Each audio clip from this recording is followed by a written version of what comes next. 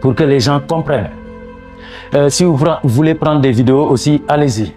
Venez là. Merci à vous tous d'avoir répondu à mon appel, à l'appel de l'Église, en désarroi, au port. Rappel historique. Là où nous sommes là, le bâtiment s'appelait la Maison du Marin. Il date de 57. L'église au port est installée en 1954. Le prêtre, le premier curé de la paroisse, qui s'appelle le père Aspa, venait de Rouen. Il a été nommé en octobre 1953. C'est ce que vous voyez à la porte, 1953, à Rouen, pour fonder l'aumônerie de la mer ici à Dakar. N'est-ce pas? Le père Aspa.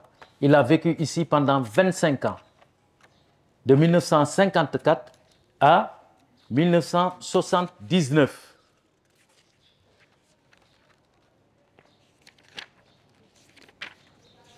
Il est là, pour ceux qui ne le connaissent pas.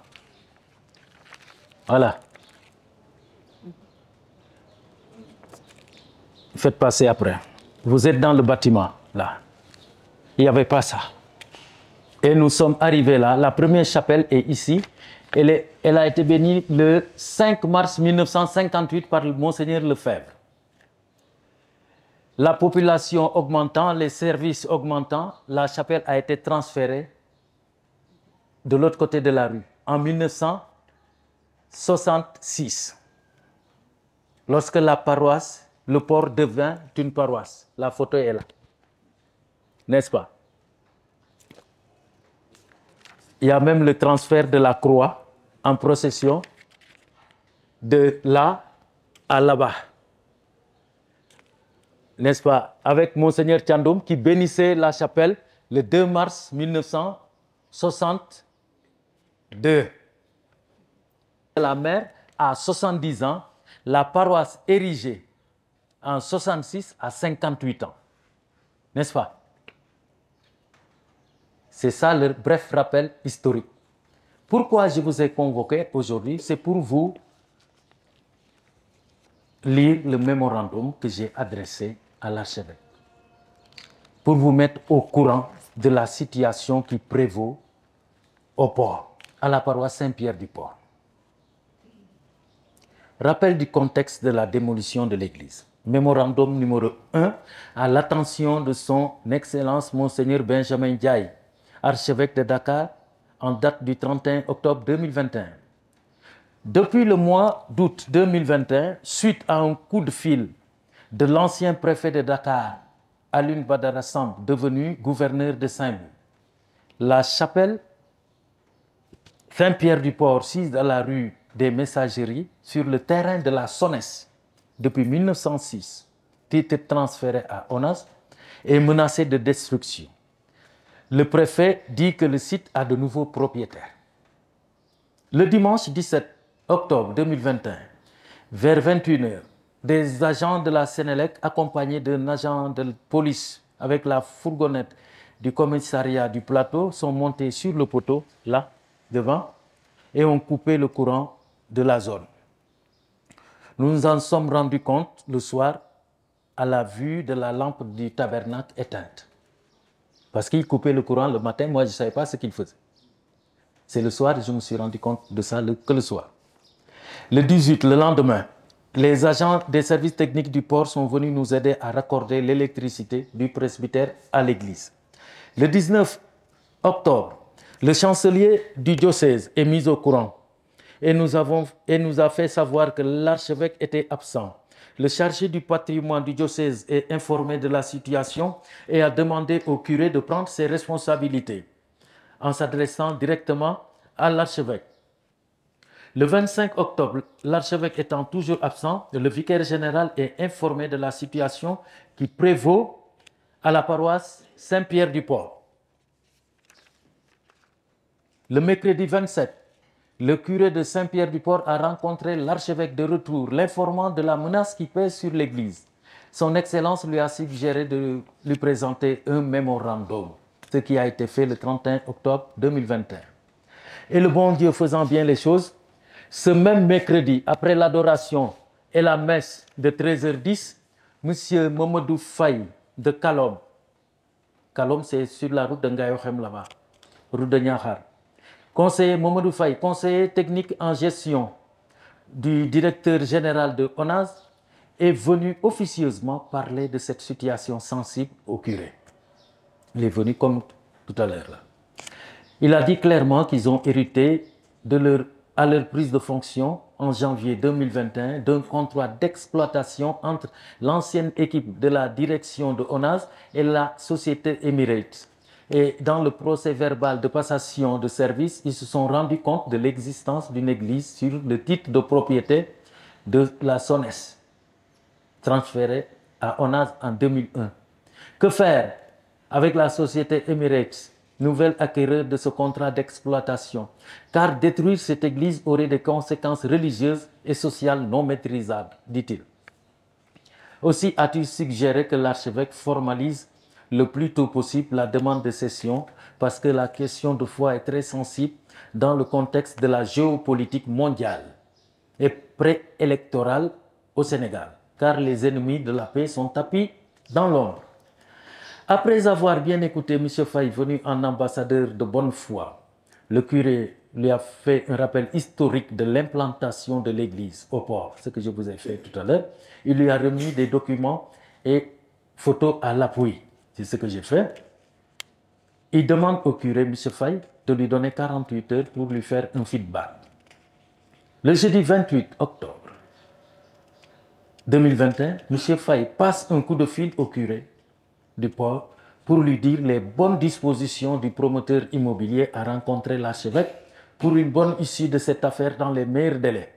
Le 4 novembre 2021, M. Pape Medou Fall Ndiaye, dit Pape Ndiaye ou Ndiaye Dubaï, est venu au presbytère pour une visite de courtoisie, rappelant qu'il est le représentant de la société Emirates Star qui a signé le contrat d'exploitation avec ONAS depuis 2015 seulement.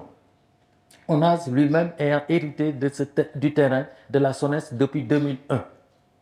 Enfin, il a laissé au curé ses coordonnées. 77 680 17 17, 77 223 01 01. Mémorandum numéro 2, à l'attention de son Excellence Monseigneur Benjamin, archevêque de Dakar, concernant l'église Saint-Pierre-du-Port. 30 août 2022, entretien entre monsieur le curé de la paroisse avec M. Medou Fall Ndiaye et Mme Germaine Gomis, membre du conseil paroissial. M. Pape Medou Fall Ndiaye, homme d'affaires au port, est revenu au presbytère avec un titre foncier. TF 7723 DK, contenant 2151 mètres carrés. Ex 26 714 DG, appartenant à ONAS, et un contrat d'exploitation entre la société Emirates Star dont il est le représentant et ONAS. Ce droit de superficie en date du 14 avril 2021 est de 15 ans renouvelable. Sur ce terrain, la chapelle, je le rappelle, y est transférée depuis 1966. Et il s'agit pour Medou Fall Ndiaye de voir comment conserver ce lieu de culte qui est d'utilité publique dans un premier temps. 3 propositions sont sorties de notre entretien. Laisser la chapelle comme telle, ce qui obstruerait l'entrée du futur immeuble. Réaménager la chapelle dans le grand hangar vertical qui lui est contigu, c'est-à-dire le grand hangar qui était là, près du cocotier, pour ceux qui connaissent. Ou incorporer une chapelle neuve dans le projet immobilier. Ce sont les 3 propositions. Le 31 août, entretien de M. le curé Abendeki avec Medou Fall Ndiaye, Mme Germaine Gomis, membre du conseil paroissial, et avec Jean-Noël Diène Diouf, économe diocésain chargé du patrimoine. Nous nous sommes rendus à la procure, dans le bureau de l'économe diocésain, pour élargir le débat et être au même titre d'information quant aux propositions et à la bonne disposition de M. Fall Ndiaye. Nous avons relu rapidement le contrat entre Emirates et ONAS. M. Ndiaye est revenu sur les 3 propositions du 30 août 2022. Nous sommes descendus sur le site abritant la chapelle. Après un tour, nous sommes acquis à la 3e proposition, insérer une chapelle neuve dans le projet de Emirates Star. Mais seulement, nous voudrions des garanties en cas de litige ou autre surprise. C'est pourquoi il serait bien de prendre la tâche d'un notaire, d'un huissier, d'un entrepreneur pour mieux étudier la situation. L'économe nous a signifié qu'il allait en congé en début septembre. Donc, le 20 septembre, nous avons demandé rendez-vous du curé du port à l'archevêque de Dakar au sujet de la chapelle. L'archevêque, avec une délégation. L'archevêque, n'ayant pas son agenda, demanda au curé de patienter en attendant son appel. Le 21, entretien de M. Ndiaye avec le curé. Il était pressé, il est revenu. M. Faldiaye est venu au presbytère demander au curé la suite réservée à sa proposition. Où en sommes-nous avec sa proposition? Il voulait coûte que coûte accélérer la démolition de l'église.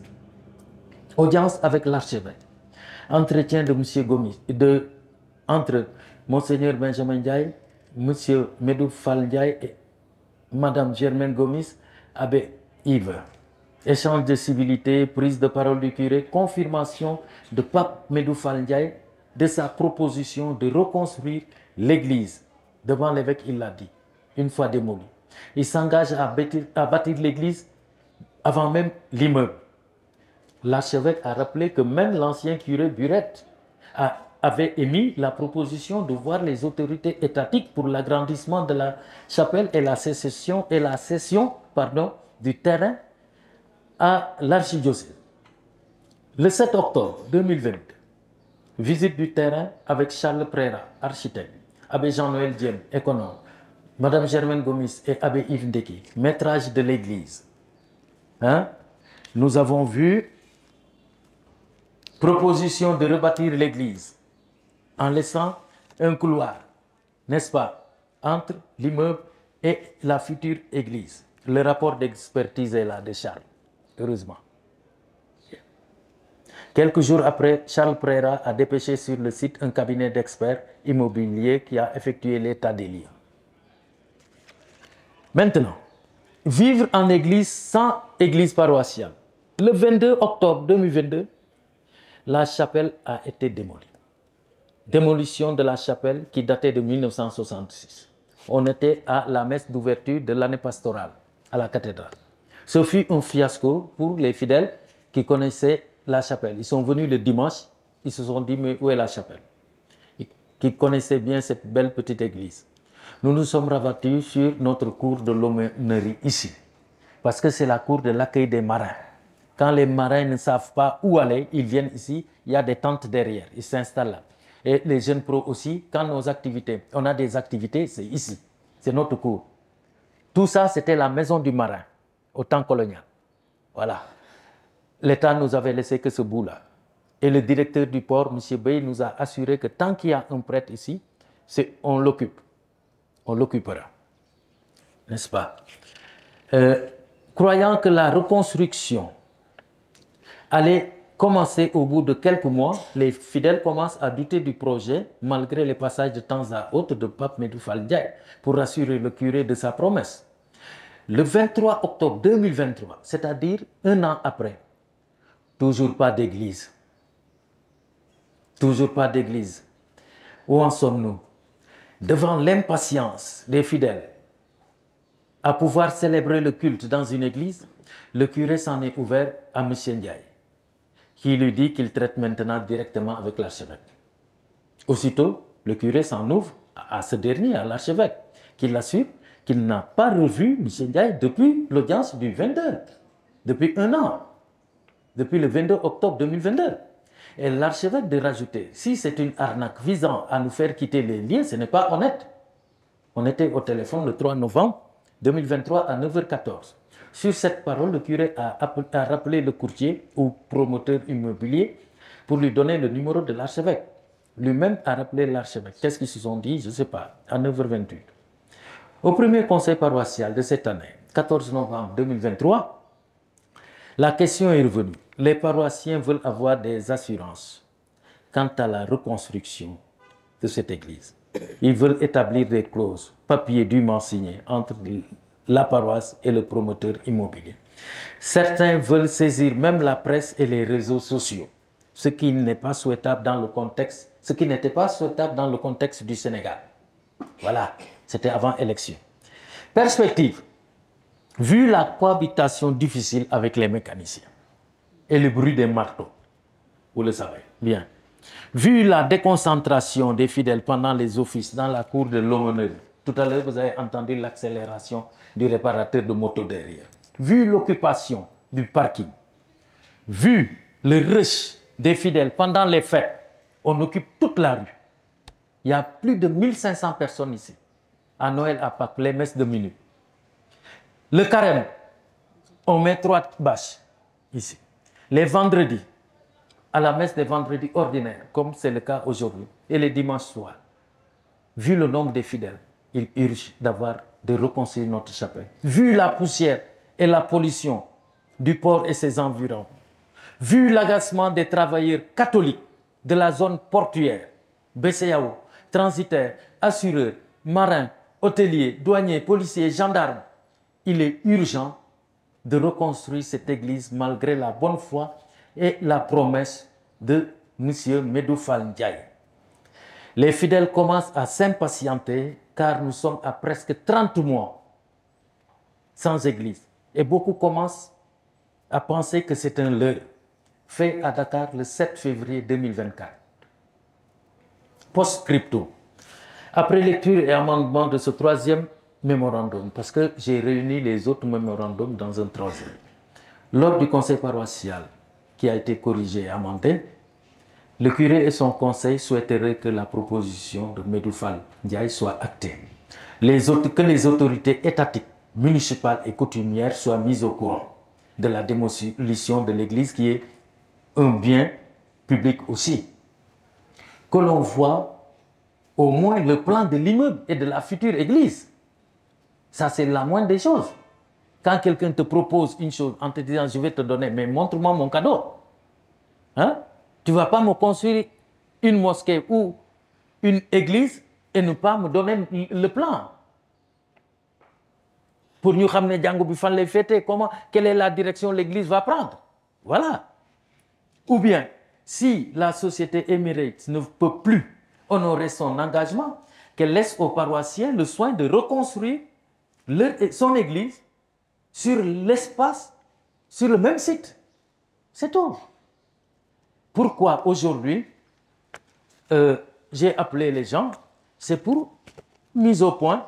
Je viens de chez le gouverneur ce matin, demande d'audience urgente suite au sujet de l'église Saint-Pierre détruite. Je lui ai remis le mémorandum, la plaquette explicative, n'est-ce pas, historique et les photos d'illustration de l'ancienne chapelle. C'est pour cela qu'il est bon de garder beaucoup de choses. Hein? J'aurais dit jeter ça depuis, mais aujourd'hui c'est utile, n'est-ce pas? Hein? Et l'expertise des lieux, lui rappelant l'historique de tous ces prêtres qui sont passés par là. 1, 2, 3, 4, 5, 6, 7, 8, 9, 10, 11, 12. Je suis le 12e aumônier et curé d'ici. N'est-ce pas? Et après causerie avec monsieur le gouverneur, parce je tiens aussi à m'excuser, parce que lorsque c'est arrivé, on était enfarinés et engoués parce qu'on aura une nouvelle église. Et puis, les choses sont allées tellement vite qu'on n'a pas eu le temps. Moi qui ai eu l'expérience de travailler avec l'administration civile, j'ai été curé de Dieuyine pendant longtemps et on a toujours travaillé avec les sous-préfets, le sous-préfet de Tataguine. Tout ce dont on avait besoin sur l'administration centrale, on passait par la voie hiérarchique du sous-préfet et ça remontait jusqu'au ministre concerné. Mais cette fois-ci, c'est comme si j'étais enfariné. Il fallait commencer par le gouverneur. Et comme c'était le préfet qui était déjà, dès le départ, mouillé, moi je me suis dit, bon, ils sont au courant. Mais le gouverneur, aujourd'hui, lorsque je suis allé, il m'a dit, mais il n'est pas au courant de cette affaire. Et apparemment, le monsieur, il veut tout dégommer. Il veut tout prendre. Hein? Parce que nit ki su demee, hein, ba mënu la jox comment dire, plan, c'est parce que j'ai douté. J'ai douté de la sincérité du gars. Chaque fois que je lui demande, mais à quand commencent les travaux, il me dit, mais d'où dërëm mooy tabax kii. Mais ne bu nga xamee ni dërëm moo koy tabax nga yaakaartee nga bàyyi ñu wax suñu yëf. C'est tout. Tu nous laisses avec notre église, suñu pokos. C'est vrai, c'était petit mais joli, convivial. Vraiment. C'est un terrain de la SONES, c'est vrai, mais c'est l'État. Nous sommes des citoyens. On peut négocier avec la SONES. Ça ne dérangeait personne, cette église. Le culte ne dérangeait personne. Personne, c'est un terrain désaffecté. Vous voyez jusqu'où l'homme peut être. Alors que je tiens même à m'excuser auprès de son Excellence, parce que je l'ai entraîné dans une situation pas désirable. Je l'ai présenté un individu avec une bonne foi. Hein? Mais au fur et à mesure qu'on avançait, je me suis dit, mais le gars, il y avait là, en fait, quoi. Ah ouais, franchement. Et comme Dieu fait bien les choses, j'ai eu entre-temps la médiation de M. Derneville, qui est là, parmi nous. J'ai écrit à Madame Juga Sila Diouf, directrice du bureau d'architecture et de conservation à la présidence de la République. Objet, démolition de la chapelle Saint-Pierre-du-Port par l'État du Sénégal. Madame la directrice, je souhaite être reçu en audience pour discuter de la destruction de la décision de l'État de démolir la chapelle depuis le 22 octobre. Je tiens à votre disposition le mémo retraçant l'historique de cet événement douloureux et extrêmement angoissant pour le pasteur que je suis et la communauté catholique de la dite chapelle. Je rappelle que depuis 1954, l'aumônerie de la marine marchande est installée au port et depuis 1966, ce lieu de culte démoli, rassemblé au-delà des marins arrivant au Sénégal, les travailleurs du plateau. Je m'adresse à vous en tant que responsable des villes et cités religieuses à travers le bac. La démolition étant effective, notre seule issue est de recevoir une partie du terrain sur laquelle l'État pourrait nous reconstruire la dite chapelle. Là est le motif de ma demande. J'aurais même dit qu'il nous retienne carrément le terrain. À M. Bala Fofana, ministre de l'Urbanisme, j'ai écrit la même lettre. Aujourd'hui, avec l'aide de M. Derneville, il a écrit une lettre intermédiation en faveur et pour le compte de l'Église catholique diocésaine de Dakar relative à une demande de restitution d'un bien immobilier et de régularisation. On a écrit au président de la République, à Monsieur le Premier ministre, au ministre de l'Intérieur, au général Tine, au ministre de la Justice, à Cheikh Diba, ministre des Finances et du Budget, à Abdoulaye Diagne, directeur général des impôts. Je vais vous lire la lettre. J'ai été sollicité, dit M. Derneville qui est là, par le clergé catholique, par l'intermédiaire du curé de la paroisse du port, pour solliciter auprès de votre haute bienveillance une intervention en vue de recouvrer un bien immobilier détenu depuis 1966 et qui fait l'objet de démolition récente, objet de polémique. En effet, Excellence, l'Église avait bénéficié dès 1954 de la mise à disposition d'un terrain immatriculé au patrimoine de l'État, voire plan de masse, en face du port pour l'accueil des fidèles opérant dans le port, mais aussi de ceux vivant dans le plateau. Une chapelle y a été érigée. Il y a peu, un homme dénommé Medoun Fall Ndiaye, d'Indiaye Dubaï, prétendant agir pour le compte de l'ONAS, a fait détruire l'église sous prétexte d'une exigence de l'ONAS, qui, semble-t-il, ayant hérité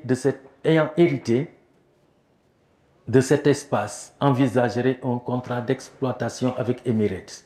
Des contreparties avaient été promises verbalement aux autorités religieuses, mais aucun engagement n'a été respecté. Pire, l'église étant démolie, une agitation des fidèles s'en est suivie qui prend des proportions inquiétantes. C'est la raison pour laquelle je me permets de solliciter auprès de vous une audience afin de vous présenter en présence des autorités ecclésiastiques la problématique posée en espérant votre intervention en vue d'un règlement pacifique.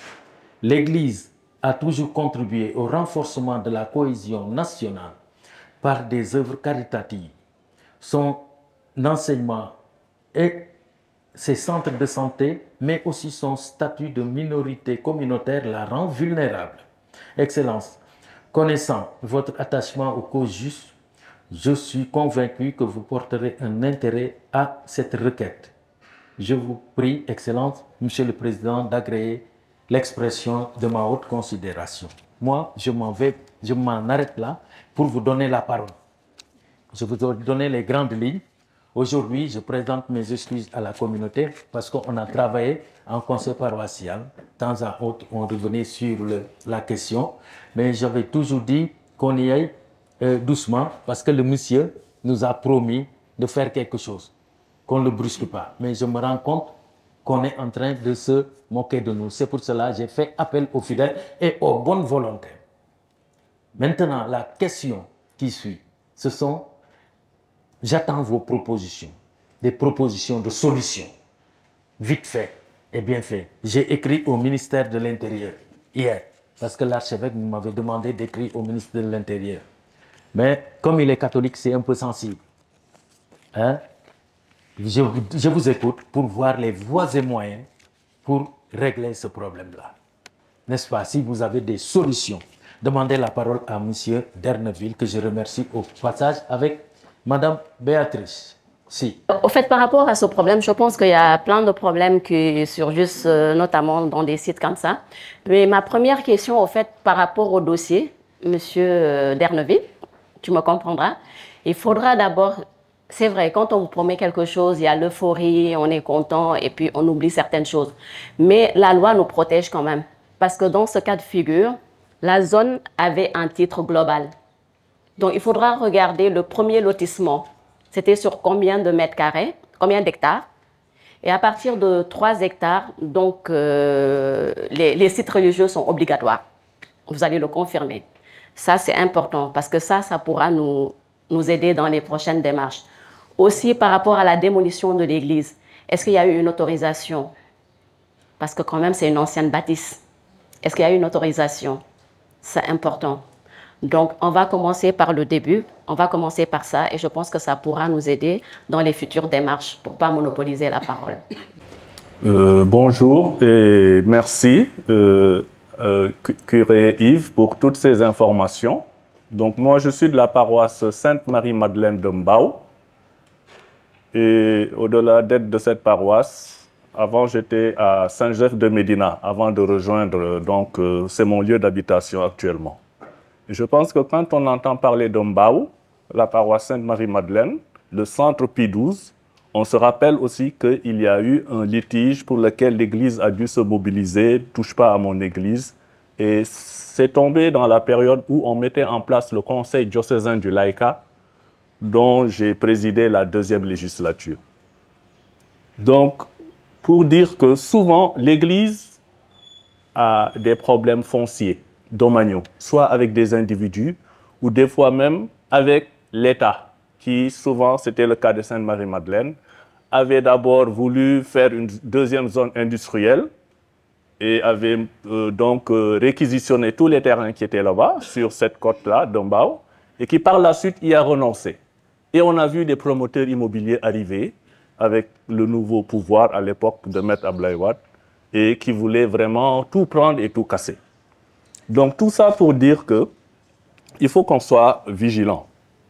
Quand un terrain appartient à l'État, je pense que nos autorités hiérarchiques sont fondées, lorsqu'il y a un besoin de la communauté, de présenter ce besoin spirituel et l'État, des fois, cède.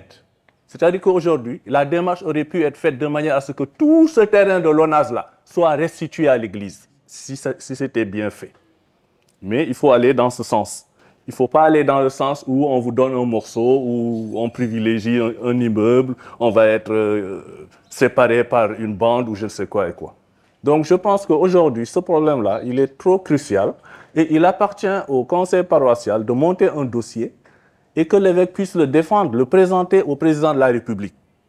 Quand c'est comme ça, quand il y a un problème aussi litigieux, c'est le président lui-même qui prend la peine de dédommager pour une communauté, qui prend à son compte et qui livre le terrain. C'est ce qui a été fait pour le centre P12. Donc voilà un peu ma contribution, ce que je voulais dire. La deuxième chose, pour aider cette démarche, on avait fait une pétition. On n'a pas fait du bruit, on n'a pas cassé, mais on a écrit une pétition où les chrétiens signaient, comme quoi ils veulent que le terrain reste à la communauté chrétienne. Et chaque fois, on venait avec des feuilles bien établies. Après la messe, les gens écrivaient et signaient, et on envoyait à la présidence de la République. Au bout de 3 semaines, le président a envoyé un gendarme avec motard pour dire à l'archevêque, au cardinal Sarr, que le terrain reste à l'église. Donc je pense que voilà un peu, il faut voir comment monter tout ça pour que nous allions de l'avant. Maintenant, le monsieur Ndiaye là, bon, quand il a amené le titre foncier, c'est là que j'ai compris qu'il vous faisait perdre du temps, mais leurs attitudes, eux, c'est autre chose. C'est autre chose. Pour P12, on avait dit clairement, bon, quand c'est l'État, si c'est pour le bien public, un marché, des hôpitaux, une route qui passe pour tout le monde, on est d'accord, on cède. Mais si c'est pour prendre le terrain et que ça bénéficie à des entrepreneurs immobiliers, l'Église, après l'État, est prioritaire. Voilà ce qu'on avait bien fait comprendre et il faudrait peut-être revoir dans les archives du diocèse comment avait été ficelé ce mémorandum pour P12 pour s'en inspirer et faire monter vraiment cette préoccupation des fidèles. Donc, on est aussi prêt à mettre le brassard rouge, hein, à rendre la monnaie. Tout le monde avait mis le brassard rouge. Donc voilà, merci. J'étais là-bas comme présidente des jeunes au niveau de Mbao. Et je pense que la dernière activité qu'on a eu à faire, c'était de marcher de la cathédrale au palais. Je pense que c'est le même jour que Macky a envoyé le motard pour dire que ça a été attribué à l'église de Mbao. C'est juste pour dire qu'ici, si on ne fait pas de bruit, on va perdre le terrain. Ça, c'est sûr.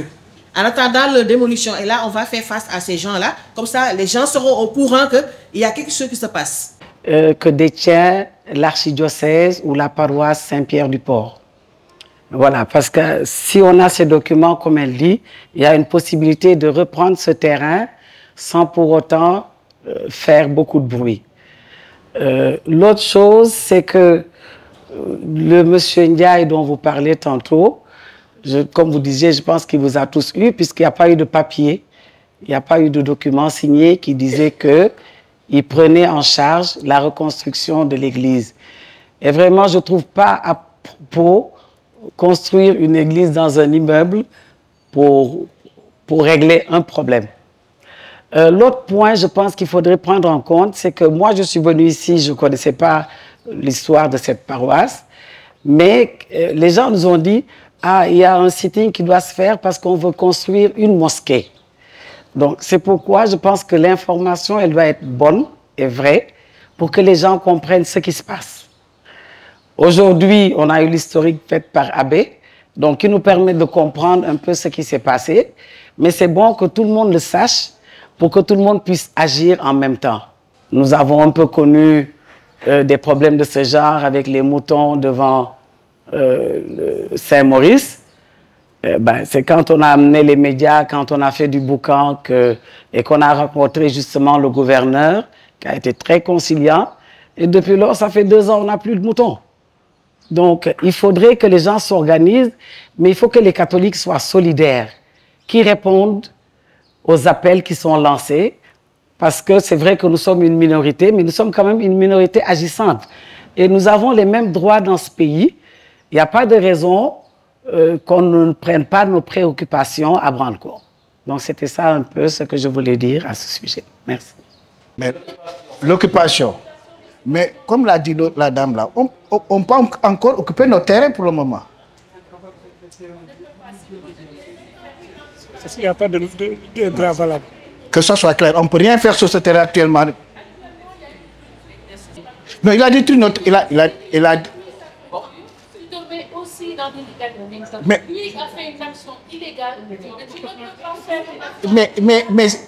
Mais madame, c'est ça qui a amené au Sénégal, le Gatsa. Et ils sont arrivés au pouvoir, il a fait du maté. Donc on fait du maté comme moi. La presse va venir, tout le monde va venir, on va être devant tout le monde, on va expliquer notre cas. On n'est pas sage. On voit que nous sommes sages, nous sommes héros au Sénégal.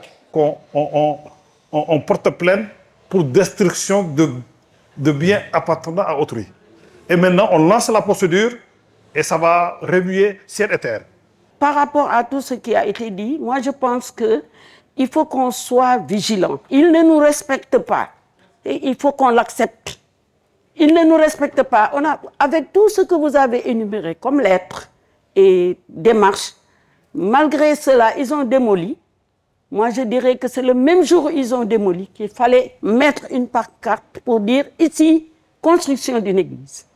Parce que le cas s'est passé à Saint-Pierre de Baobab. Paroisse Saint-Pierre du Port. C'est pas une chapelle, c'est une paroisse. Aussi petit qu'elle c'est une paroisse. Moi, ma question, c'était de savoir quelle est la responsabilité historique même de l'archevêché de Dakar par rapport à la démolition de ce lieu de culte. Et puis, deuxièmement, par rapport à la proposition donnée par monsieur le promoteur, qu'est-ce qui a été retenu? Ben, troisièmement, je dirais, aujourd'hui, comme il y a des correspondances qui sont initiées au niveau de la présidence et du ministère de l'Intérieur, bon, attendons de voir quelle sera la position du ministre en tant que fidèle, mais du ministre en tant qu'homme du gouvernement. Je crois que c'est ça ma proposition, moi. Mais mon inquiétude, c'est quelle est la responsabilité historique de l'archevêché par rapport à la démolition de ce lieu de culte. Merci, je vous remercie. Le cardinal Sarr a été nommé et qu'il voulait connaître tout le patrimoine immobilier de l'Église catholique. Il est venu, il s'est adressé aux impôts, on a tenu une réunion avec lui. Et je pense que ces gens l'ont beaucoup aidé dans le patrimoine de l'Église. Il y a des anciens directeurs dont l'un faisait partie, c'est lui qui a piloté le dossier de Mbao. Il s'appelle Vincent Bidi. Et moi, j'étais l'assistant du directeur général. Donc, je savais beaucoup de choses, comment les choses se passaient. Et je pense que vous devez vous adresser à ces gens-là au plus vite que possible. Parce que les gens, le Premier ministre, le ministre des Finances, le président de la République, ce sont ces trois-là qui sont concernés. Le gouverneur, il est impliqué parce que lui, il signe aussi les baux. Voilà. Il fait partie du truc. Mais je pense que l'amicale des impôts pourra vous aider. C'était un terrain à vendre. C'était à vendre. Vous finissez à Libanais. Un samedi à 15h. Je présente le terrain, je dis que le terrain est tout à fait. Je dis que le terrain est 1 800 000 mètres carrés. Vous me dites, je fais 1 400 000. Je jël sama téléphone, wo cabinet bi, ñu jox ma numéro propriétaire bi ñu waxtaan ki jubóowul. Ma ne kon dama nga toog nga xalaat, mais terrain bu baax la. Ma ne ko nag gars yi lu ñu def c'est normal. Du leen njëkku, du leen génn du ñu muus. Xam duñu que yow tey su ma la jëlee ñoo andi la si terrain bi nga gis fi église. Ma ne danga ko jaay doo ko jënd. Foofu fekkee mosquée doo ko jënd. Léegi nag pour mun na parce que man dama leen wax carrément. Man commission bi c'était 300 millions. Dañu waxante dëgg. Ku ñu ñëw fekk si nga am plein pied. Nga ñëw nee nag may tabaxal R+1 wala R+2 damay kontaan. Merci laa lay wax. Abbé Yves kooku parce que nit xalaatoo mu am fit ñëw fekk église ne daf koy toj pour tabaxal la amul benn intérêt doo ci xalaat loolu yëpp. Bu ko waxee man dem ba moom moo gis naa monseigneur mais wax dëgg yàlla moom lenn rek moo ko ci métti te dama ko ci yéenam sax. Parce que mu ne lu ko métti lenn rek moo ko métti prêtre mu cité ma prêtre yu fi jaar yëpp curé yu fi jaar yëpp ak xeex bu ñuy xeex ci église bi moom toj bi mu jógee ci moom. ma ne ko lii du sa xeex toogal fi ngay toog fidèle yaa koy xeex ba ñu jot suñu terrain ñaar yooyu moo fi am. Bruno bii sama frère la ma ne ko kaay nga jàppale ñu mu dox ci lu mu ci war a dox bind lettre yi président bu ko jotee terrain bi man lu mën cee wax ci gàttal mu neex. mu nakare duñ koy jotaat mais wala nii xeex bu ñuy jug di xeex du da ngay xam ni ngay xeex moo tax ma ne jël parole tojal leen ko noonu ngeen xamee noonu message bi jaar ne terrain bi du ko bëggoon jaay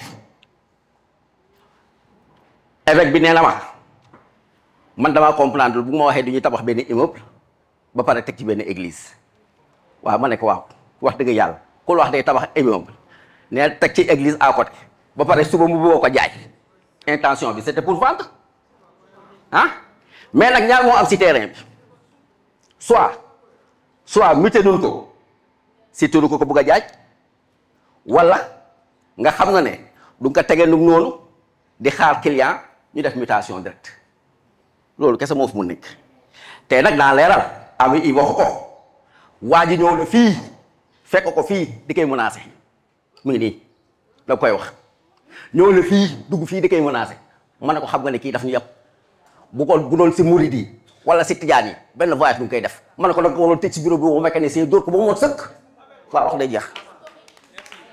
On termine avec l'autre et on va synthétiser. On va synthétiser après. J'ai l'habitude de faire la messe ici les jours de fête. C'est pourquoi j'ai tenu à être là. Et la proposition que je vais donner, c'est essayer de demander à l'État de rétrocéder ce terrain à l'Église.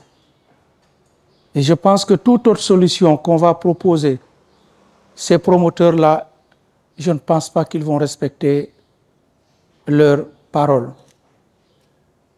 Nous rétrocéder soit la totalité du terrain, au moins nous rétrocéder là où on avait construit l'église, au moins qu'on puisse nous rétrocéder à l'église catholique une partie du terrain et nous permettre, nous fidèles, les bras, la main dans la main de reconstruire cette chapelle et pourquoi pas reprendre le même plan et le même style de construction.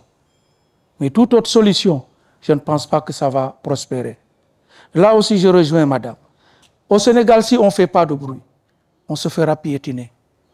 Oui, on nous parle de minorité, oui, mais une minorité qui a de la qualité. Voilà, nous ne sommes pas n'importe quelle minorité. Réfléchir aux différentes actions à poser. Commission de suivi. À la programmation, à leur timing aussi, parce qu'il faut effectivement, il y a des actions plus urgentes que d'autres, etc. Donc tout ça, c'est la commission qui va y travailler. Donc ceux qui sont inscrits. Sans le Conseil national du laïcat, j'étais sidérée. Parce qu'il y a des combats que vous ne pouvez pas porter. Il faut faire très attention dans la manière dont vous fonctionnez avec l'État du Sénégal. Il faut obligatoirement... ne vous en faites pas. Il faut qu'on fasse l'effort de résumer un peu ce qui a été dit. Bien, merci à vous tous. Merci. Si vous voulez tout de suite, on va faire la prière et nous déplacer sur le site.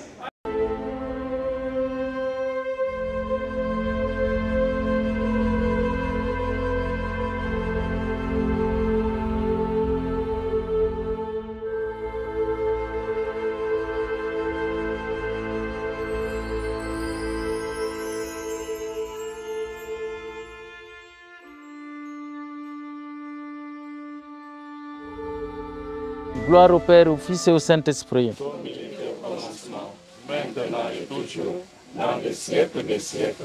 Saint-Pierre, Saint-Pierre, tous les saints et saintes de Dieu, nos saints anges gardiens, le Seigneur soit avec vous. Et que Dieu Tout-Puissant vous bénisse et vous garde, le Père, le Fils et le Saint-Esprit. Allez dans la paix du Christ. Encore une fois, merci à vous tous pour avoir répondu à l'appel.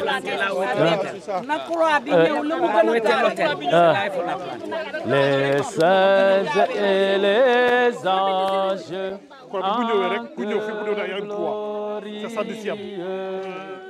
chantent vos louanges, ô Reine.